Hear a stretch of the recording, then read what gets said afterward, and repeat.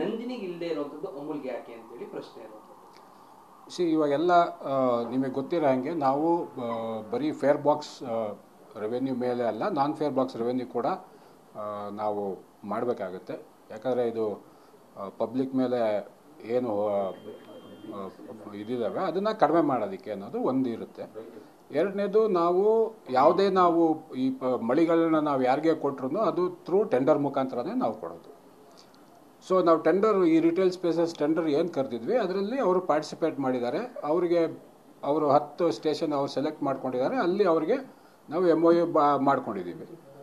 ಅದೇ ಥರ ಮೊದಲು ಕೂಡ ನಾವು ಇದೇ ಥರ ರಿಟೇಲ್ ಸ್ಪೇಸಸ್ಗೆ ನಾವು ಕೂಡ ನಂದಿನಿನೂ ಕೂಡ ಈ 3 ಜಾಗದಲ್ಲಿ ಮೊದಲು ಹಾಕ್ಕೊಂಡಿದ್ದಾರೆ. MG ರೋಡು, ಮಹಾಲಕ್ಷ್ಮಿ ಮತ್ತು ವಿಜಯನಗರ ಸ್ಟೇಷನ್ಲ್ಲೂ ಕೂಡ ಅವ್ರದ್ದು ಕೂಡ ನಂದಿನಿ ಮಳಿಗೆ ಕೂಡ ಈ ಸ್ಟೇಷನ್ಗಳಲ್ಲಿ ಇದ್ದಾವೆ. ಬಟ್ ನಂದಿನಿ ಅವರು MG ರೋಡು ಮತ್ತು We at East Point Group of Institutions offer a wide range of courses that provide limitless opportunities, building skills over 2 decades.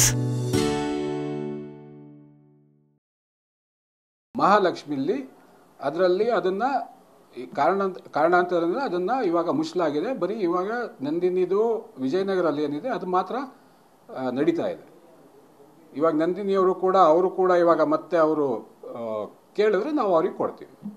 ಅಲ್ಲ, ಅವ್ರು ಹೇಳ್ತಾ ಇರುವಂಥದ್ದು ನಮಗೆ ನಾವು ಕೇಳಿದ್ವಿ, ಬಟ್ ಈ ಟೆಂಡರ್ ಏನಿತ್ತು ಇದರಲ್ಲಿ ನಾವು ಅಷ್ಟು ದುಡ್ಡನ್ನ ಕೊಡೋದಕ್ಕಾಗಲಿಲ್ಲ, ಆ ಕಾರಣಕ್ಕೆ ನಾವು ಅದನ್ನ ಅಲ್ಲಿ ಅವರು ನಮ್ಮನ್ನ ತೆಗೆದುಕೊಂಡಿಲ್ಲ ಅನ್ನುವಂಥದ್ದು. ನಿಮಗೆಲ್ಲ ಗೊತ್ತಿದೆ, ಇದು ನಾನ್ ಫೇರ್ ಬಾಕ್ಸ್ ರೆವೆನ್ಯೂ.